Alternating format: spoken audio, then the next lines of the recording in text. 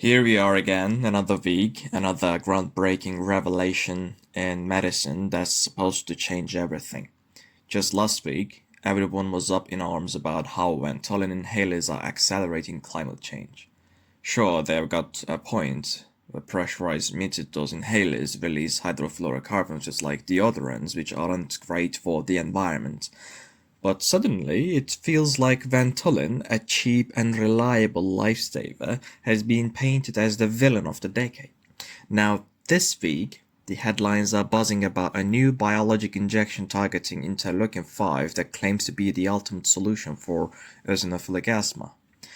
I should feel hopeful, but instead I find myself suspicious. Maybe it's just my nature, or maybe it's because this study comes out of Oxford, and let's just say that I have got my reasons for side-eyeing them. Don't get me wrong, I am all for medical advancements. After all, I personally experienced the sheer terror of a severe asthma attack, the kind where your body decides it's either going to break its own ribs or suffocate to death. But I can't help but wonder if there is more going on here than meets the eye.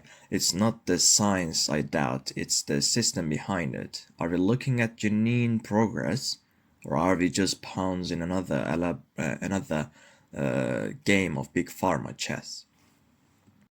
Back to the study. The idea of targeting interleukin-5 to stop these eosinophilic asthma attacks is, in theory, brilliant. Trust me, as someone who has been through one of those horrifying attacks, I know how destructive eosinophils can be. A few years ago, I woke up in the middle of the night, coughing so hard I fell to the floor. My lungs felt like they were imploding. No air could get out, no air could come in. And then my body, in all its brilliance, decided to not die that night by breaking my ribs. The external sternal muscles forced my lungs to open just enough to suck in air. And there I was, gasping, vomiting this frothy white mess from my lungs, while my med school friend sat beside me holding a scalpel, probably hoping he'd get the chance to notch a tracheotomy on his to-do list. Genius. He is at Yale now, by the way. Well-deserved spot. Respect. But let's talk about this biologic injection. The interleukin-5 is the villain in eosinophilic asthma. It's what recruits the eosinophils that wreak havoc in the airways. A biologic that neutralizes it? That's massive. The study methodology looks solid, and everything about the design seems airtight. But here is the catch.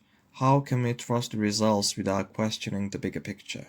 Pharmaceutical companies aren't exactly saints, and research isn't some pure pursuit of truth. It's business. We've seen it before, haven't we? The DOAC scandal, the blood thinners, the tablet ones, where new blood thinners were pushed to the forefront of guidelines despite lacking antidotes at the time. Edoxaban, for example, still doesn't have one yet. Somehow, it's the first line recommendation for atrial fibrillation. Convenient, right? Guidelines favoring medications that conveniently tie patients to expensive treatments.